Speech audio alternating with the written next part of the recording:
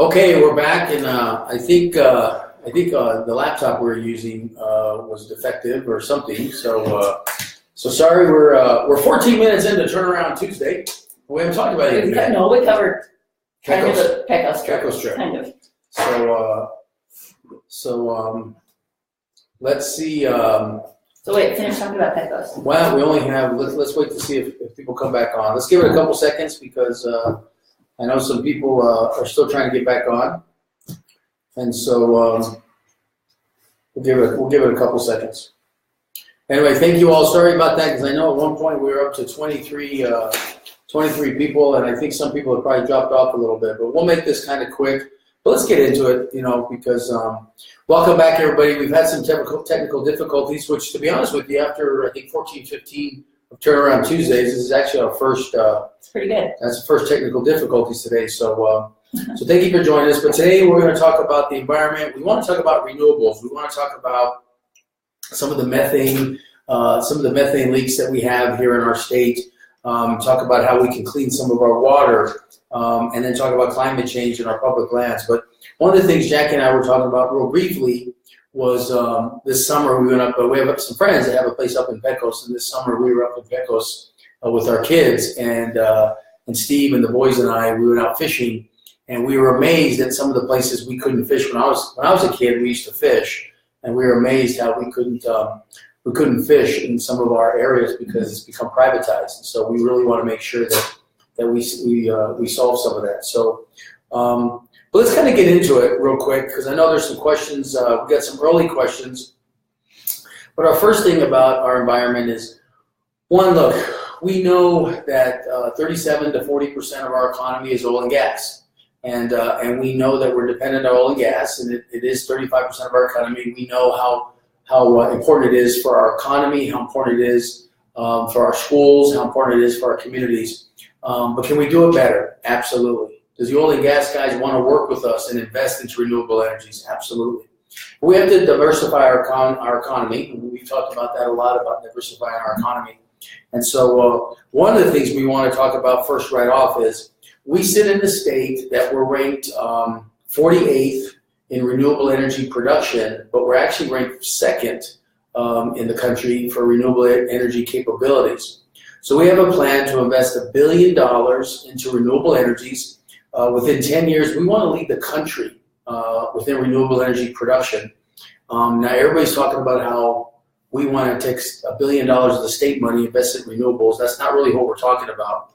We have found that we can invest about $100 million of our $23 billion into renewable energies. But talking to our U.S. senators and our federal delegation, we feel there's also about $200 million that we can get from renewables from the federal grants.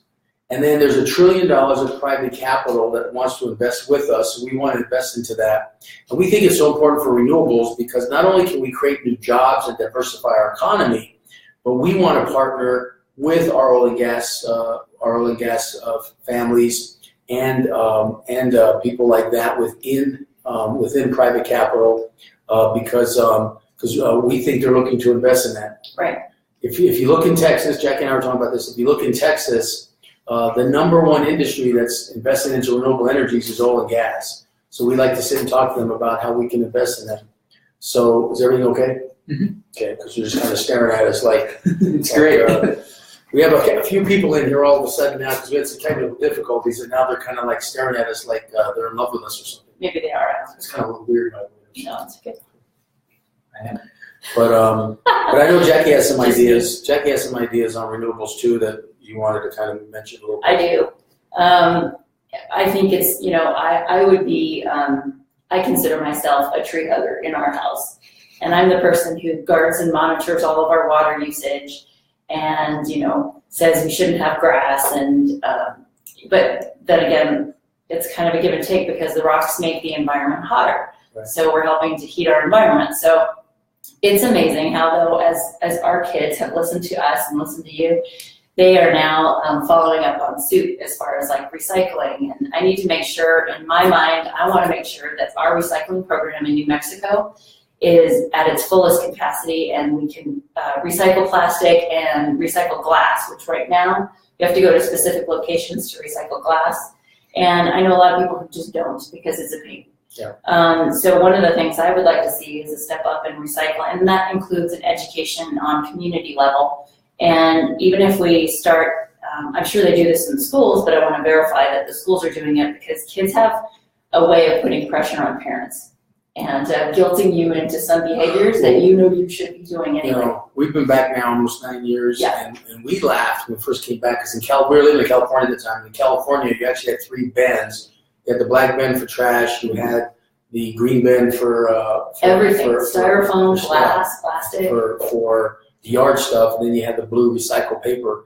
And we were actually surprised when we came back 9 years ago that Albuquerque was not even recycling At that time, yeah. so at least we got into recycling papers, but we do make it too difficult. And there are New Mexico-based companies now that are taking our trash and recycling it into goods and products and stuff like that. So Although I haven't talked you into composting yet. I think you're still a little grossed out about that whole process. well, what we have done at our house is we actually put the fake grass in our backyard. For one, we wanted to save water. I'm not, as Jackie said, I'm not a big person to go xeriscape because I do like some grass. So we have grass in the front of the house, and we have the fake grass in the back of the house. And yes, because we put the fake grass, we put now it's a sandbox, but I thought it was going to be a sand trap. But the kids have used it for 9 years as a sandbox. And yes, and we put a putting green, but again, I haven't used it probably over a year with the campaign. So again, we believe in renewable energies, and what we want to do with renewable energies is, look, we will push tax incentives for our local renewable energy and solar companies, so we can power your houses, we can power our schools, we can power our buildings that we're in. We're all for that, but we think New Mexico needs big ideas, and what we're talking about is empowering California, Nevada, Arizona. So in today's market, we can literally invest $1 billion into solar and wind cluster fields and geothermal. We also have geothermal we don't talk enough about, that we can literally create energy based off that.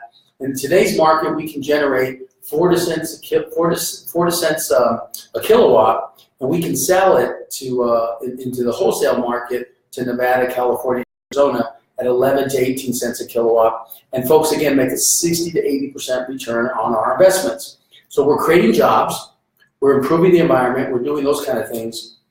So that's one of our big benefits. Now, I think the whole conversation is, pushing. The goal is, can we get to the state to 50% renewables by 2020? We think those are good. We think those are good goals. But what I want to do by the time we leave office for hopefully 8 years, that we have put into play, that we lead the country in renewables and investing in renewables by us stepping up and investing a third between the state and federal government, and then the private sector investing the rest, and creating a revenue stream for that. The other thing that is a hot topic right now on the campaign trail, we've talked about it, is methane leaks. And we've been down to the southern New Mexico and to San Juan, and we know those are very, very important economies for our state and economies for those communities. And again, natural gas is a way we can go for now and lower our coal production, which you're seeing PNMs and you're seeing the northern corners do that. And we think that's a good first step. What we want to do is, we know when you look at methane leaks and things like that, Colorado's already doing it, other states are already doing it, so we want to invest with the oil and gas companies, and more importantly is monitor at a state level, make sure we're flaring at the right time, not over flaring, make sure that we're sealing and creating methane recapturing programs. Colorado's already doing it, there's already programs out there. I have found 3 companies in Colorado and Wyoming that literally do it for us. And so we can do it. And when you look at that, we can recapture the methane leaks, and that would generate anywhere from $30 to $35 million a year of additional tax revenue for our state. So we think it's an important program. And again, I would much rather monitor our methane leaks and oil and gas industries at a state level, and let's monitor it at a state level versus the federal government doing it for us. One thing we haven't talked about, Jackie and I are for, is the Paris Climate Agreement. We know that Trump and our president has walked away from that. We think it's extremely important. So as a state, I think there's what did we talk about the other day? 13, 15 states, something like that. That are in it already? That are in it. Agreed? I think there's 13, 15 states that have agreed to be in this. So we've decided that we would do the same thing here. So that's one of the things. Now we also know that there's a topic, fracking, and there's a lot of people out there that would like our state to move away from fracking. And look, I don't think we have twin boys that are 9. We want to protect the environment for our kids. That's why we're talking about investing more into renewables and going down some of that road. But our oil and gas industry is 35% of our economy. Fracking's been around for 50 years, and I wish we could say we could go to no fracking tomorrow. That's being unrealistic. So as your governor, I'm just trying to be honest with everybody. But can we do things to frack better? Can we do things to move down the road? And one of the things we've talked about, it's always a hot topic, is literally in today's market, we can clean the fracking water and recycle it back into oil and gas companies, so they're not taking our fresh water out of the aquifers, they're not taking our fresh water out of the surface water out of the Rio Grande. We need that water for agriculture more than anything else. And so, what's your thoughts on that? So I think that, fracking is, when I explain it to my kids and they understand exactly what it is and where we position it, I always encourage them to think on their own and give them all the pieces of information. We do need to protect our sacred Native American lands, like Chaco Canyon and Bandelier and all the other areas that are considered, sacred Native American lands. So I would love us to move away with it very quickly, but I know that we have to pace ourselves, but we also have to implement the solar, the geothermal, and what else is there? Solar, wind. And again, and we've talked about how we're going to talk about water and aquifers, but as Jackie and I have talked about, you're going to hear me talk a lot about it. Sorry, I still got a little. I think the allergies are kicking up. I think so. And so our goal is to clean our water. We literally, let's get into that. We literally have met with the New Mexico Desalinization Association. And let me show you something real quick. I don't think people realize this, and let me see if we can see this right here. I don't know if you can see that, and maybe we'll publish it on our Facebook page. But you see all those big circles, that have a red outline? Folks, those are the largest aquifers in the Northern Hemisphere. Those are the largest aquifers that we have in our country. We have, according to this association, we actually have enough water to last in our state over 1,000 years. We've talked to the Sierra Club about this. I met with the board the other day. We've talked about opportunities in that. And so our proposal is technology today, and actually this technology was developed right here in Sandia, and it was developed for NASA, and it was developed for aerospace to actually go out and create water on Mars or create water in outer space. And they've taken that technology now, and not only are they using some of that technology to learn how to clean fracking water, which we've talked about, but they can actually, one of the biggest issues we have in our state is we actually have more water in New Mexico than over the whole United States of America. And we have enough water, they're telling me, that will last 1,000 years. And keep in mind, what's going on right now in the United States with global warming is we're now in a cycle, they're telling me, that is about 300-year cycle of drought, and New Mexico's right in the middle of it. We're in year 80 of that 300-year cycle, and so our proposal is we can literally drill down and pull up the brackish water. Now, 10 years ago, you probably couldn't do this, but in today's market, today's environment, we literally can now clean the water, clean our brackish water, and there are now companies in Texas, in California, that can take the salt of the brackish, and they literally are making goods out of it, building materials out of it. So we know we can recycle all the minerals, we can recycle it now. So again, 10 years ago, we couldn't do that.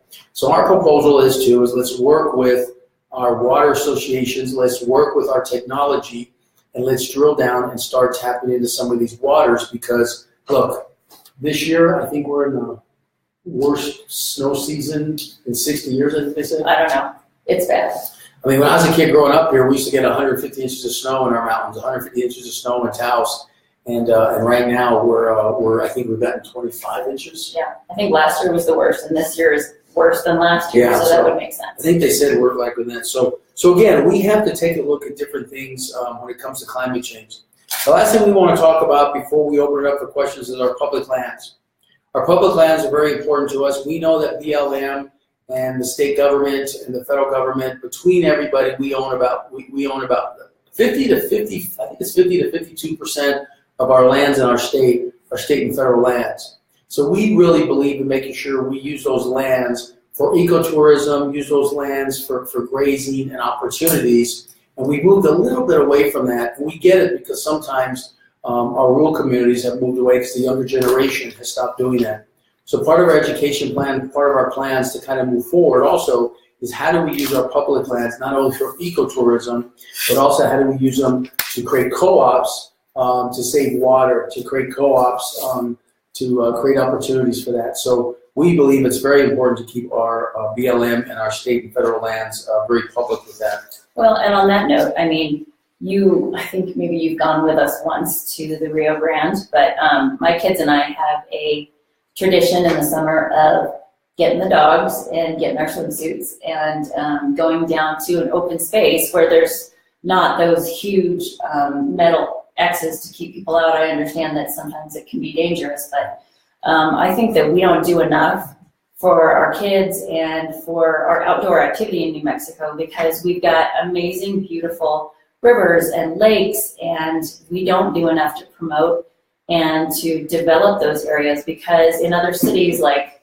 I don't know, there's San Antonio Riverwalk, which they're famous for, or we were just up in Colorado and they have this huge park, and I think it's, I want to say like 20,000 acres or something. I had to leave, so it's amazing. Yeah, you guys did. So, and they've got their zoo and everything else, and Natural History Museum on that place, and they literally have people just come to the park. So there's ways that we can do things out of Albuquerque, above Albuquerque, that we can attract outdoor experts and outdoor lovers to the state, because this is one of the main reasons why people move here in the beginning, is that we have amazing climate and we have usually skiing and water sports in the summer. So we have to start promoting that again with the way we promote ourselves outside of New Mexico, but not within New Mexico is also an issue. So let's, I know we were delayed today and we're at the 10:30 mark, but I think we've only been on live really about 15 minutes. But let's take some questions, and I know we have some questions that we've written. But one of the questions I saw, George Romero. George, thank you for joining us today. How are you going to get these co-ops to buy in? When we talk about the co-ops, what we're actually talking about is starting co-ops in northern New Mexico and southern New Mexico. I know there's already some co-ops already out there. But one of the things, George, that we're talking about is developing co-ops with our investment funds. So we look at it that we invest $23 billion outside of our state. You've heard me talk about that a lot. We're going to move $1 billion into small business and small business opportunities. And then there's also another up to $420 million to invest into startups. Our proposal is can we work with northern New Mexico to create co-ops within agriculture? And we've always talked about farming.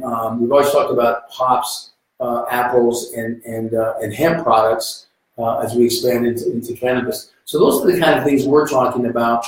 Some of the co-ops that are already there on the utility side, Kit Carson Co-op up in Taos, they're already doing, I don't want to say they're 50% renewable, but during the day, almost 50 to 60, if not 100% during the day of their renewables. I think it's 100%, to be honest with you. During the day, their renewables are from solar. I think it's close. I don't know if it's 100, but it's close. I know at nighttime they have to tap into the grid.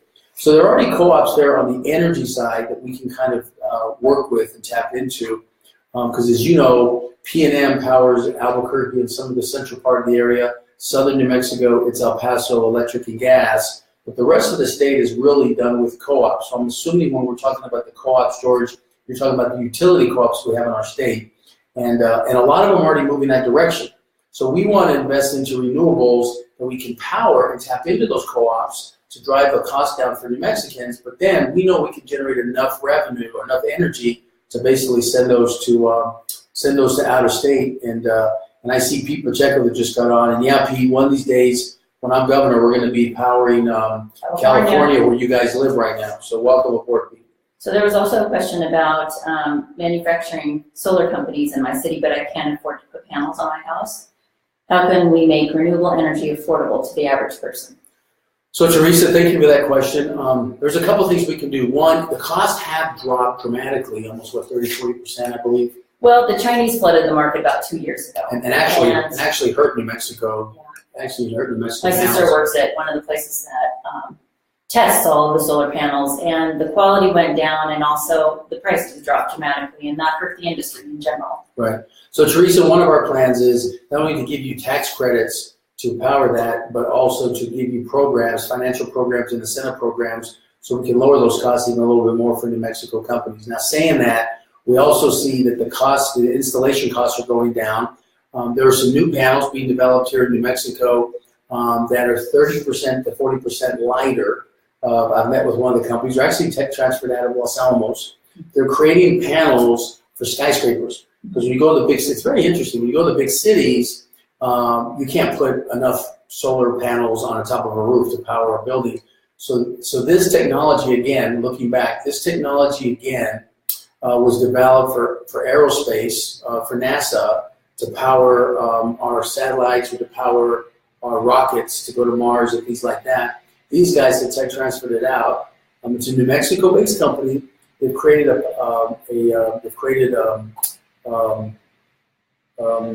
Pipeline? No, the panels. They've created the panels, and it's a hard word.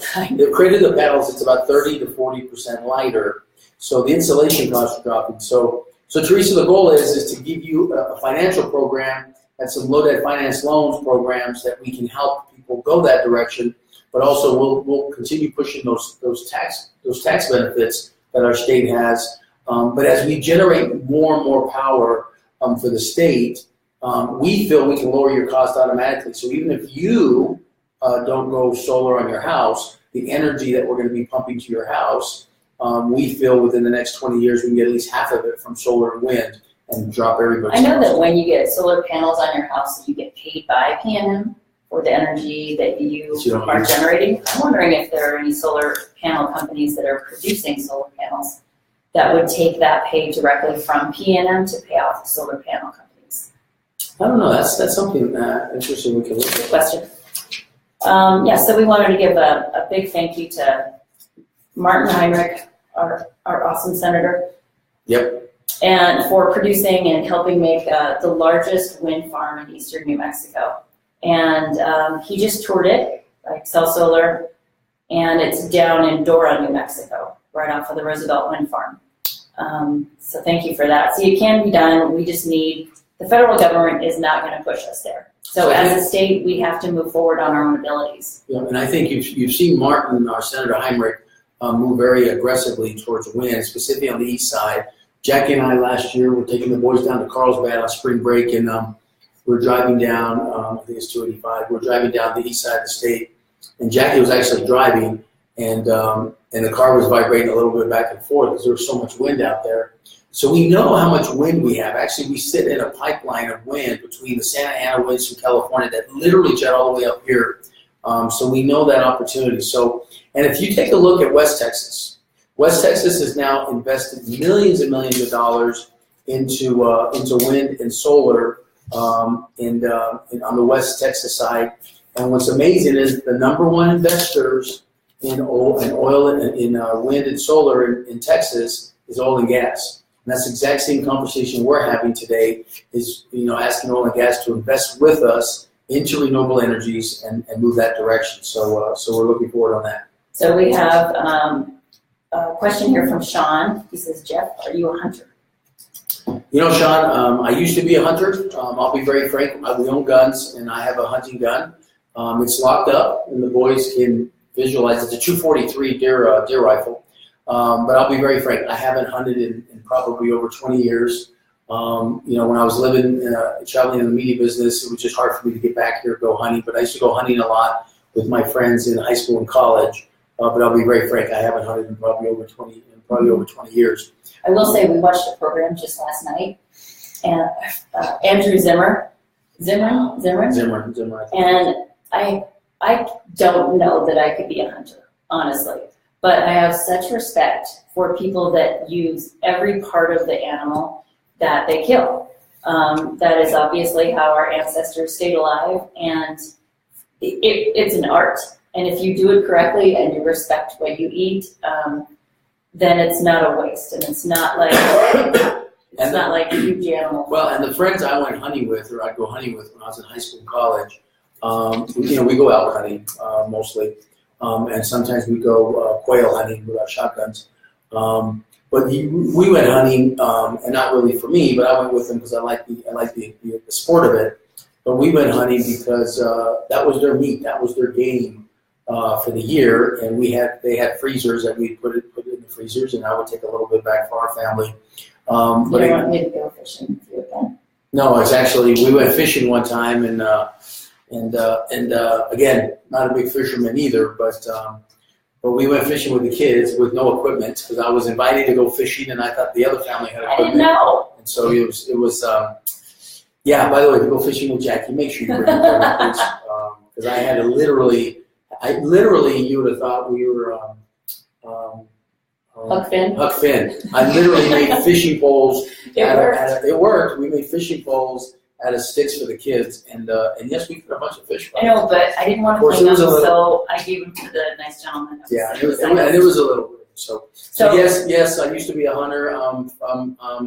I think hunting is a major sport in our state, and I think it's important that we do that for our state. It's part of ecotourism. It's part of our culture. So I will protect hunting rights for everybody. So this question is from JB. Can't our water be polluted by traditional agricultural runoff from fertilizer and pesticides?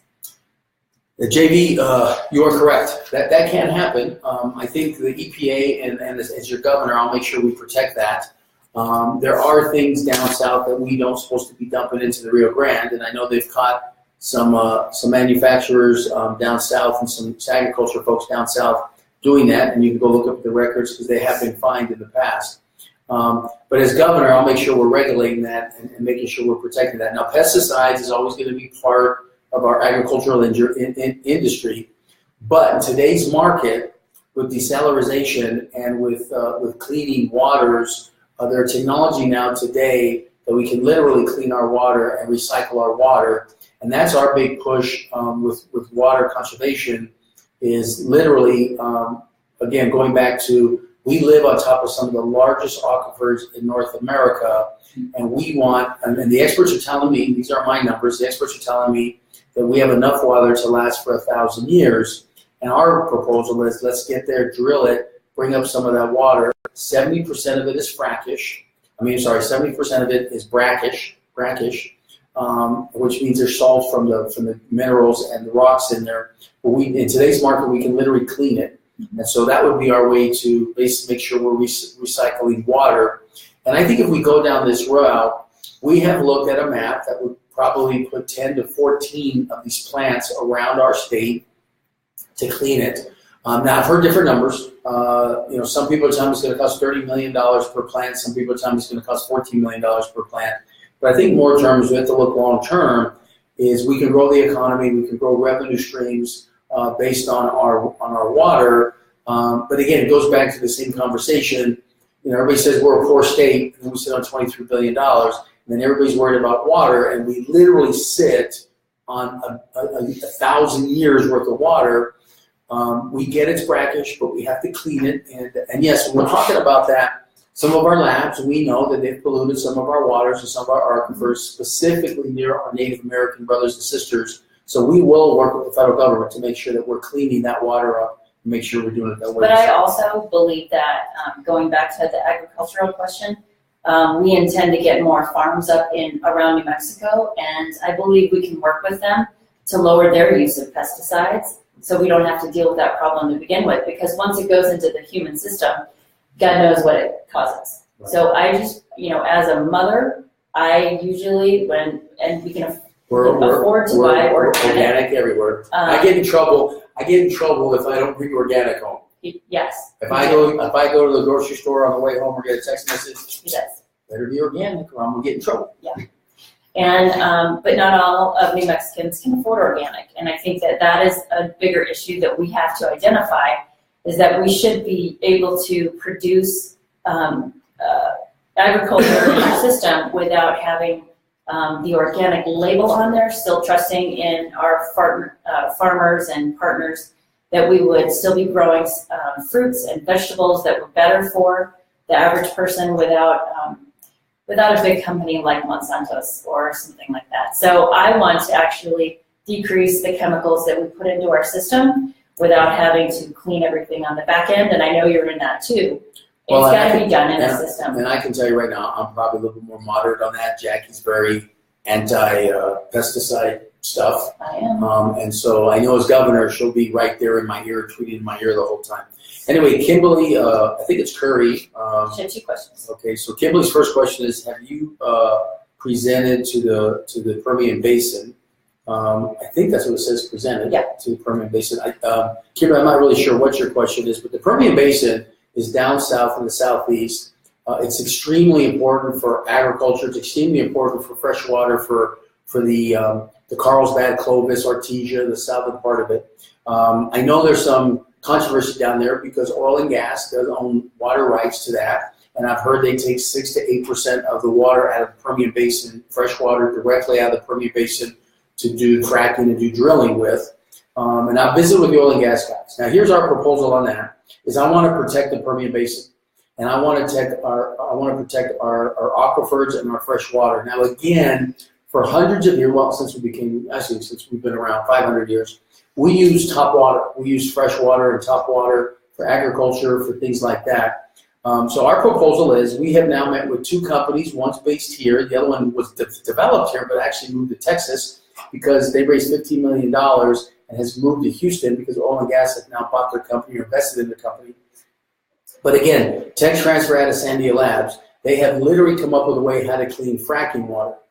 And let me make this very clear when we talk about this. We can now go in and clean the fracking water, and these folks are now working on a prototype that costs them about $3 million. And I'm at a liberty to say the name of the company right now, but it's a pretty big development company here, but they check transferred out of Sandia. Their prototype is about $3 million.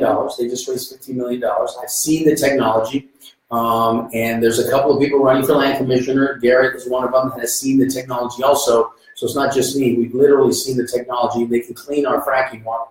Now let me tell you about this. The average well pumps in 750 million gallons of water into that well, and they take our fresh water and they chemicalize it and they poison the water. They put it in there and they frack. We know how bad that is. We want to work with oil and gas to make sure that they're not taking our water out of the Permian Basin and doing that. Now let me make this very clear too. When the oil comes up, the water comes back up with it. And there's a third of the oil, in the oil, a third of it is water. So actually oil and gas guys are producing more water coming back out than they are putting it back in. But you're right, it's now tainted. So this company now is developing portable cleaning water of utility positions that they can take mobile units and clean our fracking water. And then the oil companies can literally pressurize with fresh water back into the ground.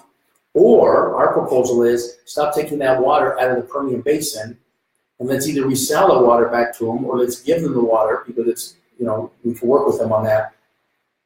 And then they're using the recycled water for the fracking as we move away from traditional energy and move into more renewable energies and work with them. And so again, you're going to hear from our campaign about doing things a little bit different, a little bit better. So Kimberly, in the long run, I think your question is about the Permian Basin. It's about protecting the Permian Basin water aquifers down there because I'm looking at a map right here down in the Roswell Basin, down in the High Plains aquifers, some of the biggest, and I wasn't sure, Kimberly, if you're from Curry or not, because I know Curry County's down there, but I think your last name is Curry. Yes. But Kimberly, thank you so much for your question. I really appreciate it. So FYI, we just hit the 30-minute mark. Okay, so we'll take a couple more questions. Yes. We'll take a couple more questions. So this is also from her. Do you know of any oil companies in the Lee Eddy County willing to come to the table? Actually, I do. Every one of them, and I'll tell you right now, Kimberly, thank you for your question. I've actually met with the Oil and Gas Association. I've already actually met with many oil companies down in the Southeast, and they're talking with us. And I'm the only candidate that they've literally sat down and talked with. Now, Pierce is running. He's an oil and gas guy. I get that. He's going to protect their rights. I'm going to protect their rights also as a governor. But what I've talked to them about is, okay, how are we going to clean up our water? Because I don't want them taking water out of the Permian basins. I don't think any of us want us to do that. I don't want them taking it out of the Rio Grande. I don't want them taking it out of the Gila River or out of the Permian basins. So let's recycle the water and let's do it better. By the way, the reason the oil and gas are at the table with me is because we have now proven with these two other companies that they will save $300 to $400 million, $300,000 to $400,000 per well, $300,000 to $400,000 per well by doing it our way versus taking the water out of the Permian basins. So we're actually saving the fresh water from the Permian basins. We're actually developing more water because, like I said before, the 750 million gallons of water they pressurize the ground with to frack, literally 100 million or a billion gallons of water comes out because a third more comes out with oil and gas. So yes, they are talking with us. I'm the only campaign, to my understanding, that they've sat with. They like what I'm having a conversation because what I've told them is, as governor, I will govern you and regulate you at the state level. I want to work and invest with you into cleaning our water so the water is not being taken out of our freshwater basins, right? Because we have to protect that, number one. And then number two is I want them to invest with us into renewables.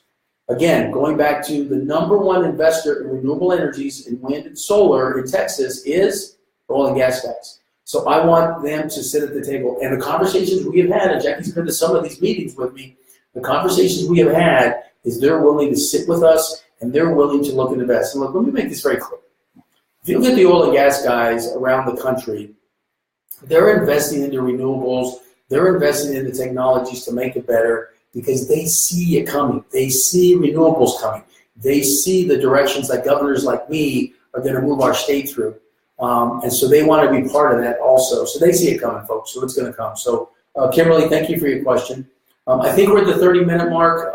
Look, today's was about environment, and it's about protecting our environment. As your governor, I will have this first lady here tweeting in my ear about how we're going to protect our water, how we're going to protect our agriculture. But as your governor, what I will do is we will regulate and make sure we're regulating our traditional oil industries and our traditional energy companies in the best way to protect New Mexico's environment, but also protect jobs and protect our future. But you're going to also hear from me that we're going to invest $1 billion into renewables, into solar, wind, geothermal. We're going to invest into cleaning our waters. We're going to invest into cleaning our fracking waters, our brackish waters. There are so many opportunities in our state that we can lead that way. So that's what our campaign's about. And even that we didn't talk too much about it, but our public lands within the environment, we want to protect our public lands, but we want to make sure our public lands are also open to the public. Yes. And make sure we're fishing and hunting on those lands, creating ecotourism on those lands, and not over-abusing our lands, because we want to protect them too. We have also talked to our Native American brothers and sisters, and we'll sit on the table with them. I've already announced that our collaboration commission will include the Native Americans. I've already announced that we're going to announce the Commission of Latino Affairs. We've also announced that we're going to have a commission of the status of youth to make sure our young kids are at the table. We're all going to get on the table together, and we're going to collaborate and invest together and solve New Mexico problems together. And the Commission on the Status of Women. And the Commission of Status of Women, which has been there for a while. This governor got rid of it. We have already announced, and we have a lot of female endorsements. We will support bringing back the Commission of Status of Women, and everybody will be at the table for that. So thank you so much for Turnaround Tuesdays. Hey, next week, we know we're coming up on 420, which is the celebration of cannabis and expanding cannabis. You know we're the only campaign that has talked about legalizing cannabis and adult usage. We will triple the size of our medical cannabis immediately and expand our hemp production. But next week, we're going to be talking about cannabis. I know we've already kind of done that in the past, but we're getting a lot of questions about cannabis. And but I'll tell you right now, we're within 55 days of our campaign. We're about 6 weeks away from the election. We're a few weeks away. We're about a month away from early voting. we're picking up steam. We've been on the air now and spending money on TV since December. We are picking up in the polls, and thanks to you, we're going to win this election. We're going to push this through, and we're going to get things going a new way. But we still need money. So if you're out there listening and want to make some donations, we still need some donations. We need volunteers. We need canvassing, and we need opportunities like that. So thank you for joining us. We'll see you guys next Tuesday on Turnaround Tuesday. We'll be talking a little bit more about cannabis. God bless you guys. Take care. See you later. Have a good week.